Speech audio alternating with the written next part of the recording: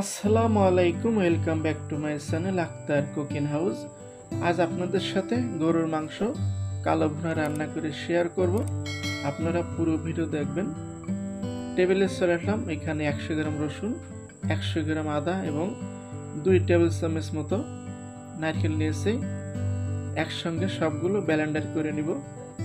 আপনাদের পাটা থাকলে পাটায় বেটে নেবেন। এখানে 20 গ্রাম কালো গোলমরিচ নিয়েছি। এই গোলমরিচগুলো পরবর্তী আমি গুঁড়ো করে নিব। সোলার স্ট্যান্ডে চলে যাচ্ছি। একটা ফ্রাই প্যান নিয়েছি, 200 গ্রাম সয়াবিন তেল দিয়ে দিলাম। এখানে 150 গ্রাম মতো পেঁয়াজ কুচি দিয়ে দিলাম। পেঁয়াজগুলো ঘি কালার করে নিব। পেঁয়াজগুলো ঘি কালার করে নিয়েছি। আদা রসুনগুলো আমি ব্লেন্ডার করে নিয়েছিলাম, সেগুলো দিয়ে দিলাম।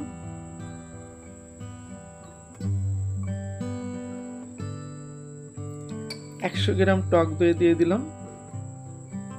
দিয়ে দিচ্ছি গরম মশলা, ডালচিনি, এলাচ, লবঙ্গ এবং তেজপাতা। এখানে কোনো টেস্টিং সল্ট ব্যবহার করব না। স্বাদ মতো লবণ দিয়ে দিলাম। সল্ট আপনারা দিতেও পারেন, নাও পারেন, কোনো সমস্যা নাই। সমান সমান 1 টেবিল চামচ হলুদ, 2 টেবিল চামচ মরিচের গুঁড়ো দিয়ে দিচ্ছে। ভালো করে মিক্স করে নিব। দিয়ে দিচ্ছি 1 চা চামচ কাঁচা জিরা গুঁড়ো এবং 1 চা চামচ ধনিয়া গুঁড়ো।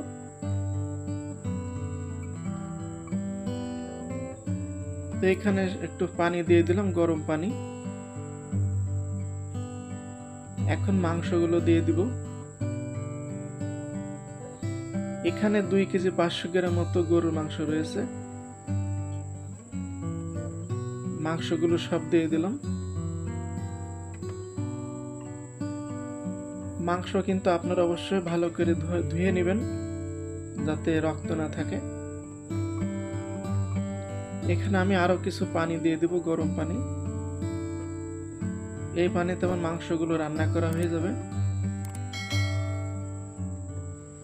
তো বলক আসা পর্যন্ত অপেক্ষা করব। তো বলক চলে এসেছে। এখন এখানে কিছু কাঁচামরিচ অ্যাড করে দিব।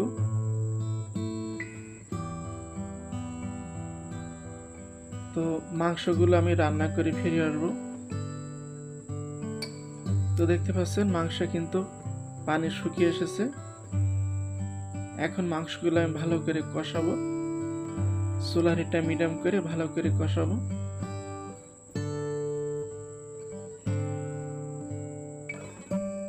তো দেখতে পাচ্ছেন আগে সে কিন্তু অনেক কষাই নিয়েছি। আমি মিডিয়াম হিটে মাংসগুলো কষাবো, যেহেতু কালো ভুনা। তো এখানে দিয়ে দিলাম 1 টেবিল চামচ ভাজা জিরে গুঁড়ো। আপনারা কিছু জিরা ভেজে নেবেন। দিয়ে দিলাম কিছু পেঁয়াজ ব্রুন। আপনারা কিছু পেঁয়াজ ভেজে ব্রুন করে নেবেন। আমি আরো 10 মিনিট কষাই ফিরে আসবো মিডিয়াম হিটে। তো দেখতে পাচ্ছেন আগের চেয়ে কিন্তু কালো হয়ে এসেছে। এটা মিডিয়াম হিটে কিন্তু কষাচ্ছি। এখন দিয়ে দিচ্ছি কালো গোলমরিচের গুঁড়ো। ভালো করে মিলিয়ে নিব। অবশ্যই মিডিয়াম হিটে আস্তে আস্তে কষাতে হবে, অনেক সময় লেগে যায়, প্রায় 1.5 ঘন্টা সময় লেগেছে আমার। তো আমি আরো কিছুক্ষণ কষাবো। এখন দিয়ে দিচ্ছি এখানে গরম মশলা গুঁড়ো। এখানে জয়ত্রিক বাদে সব ধরনের মশলা রয়েছে। তো যেহেতু আমার জয়ত্রিক নাই, এই জন্য আমি জয়ত্রিক দেয়নি।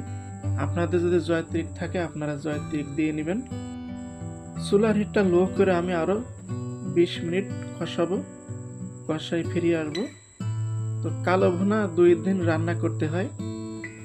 প্রথম দিন বিকেলে রান্না করে রাখবেন, তারপরের দিন আবার সকালে রান্না করবেন।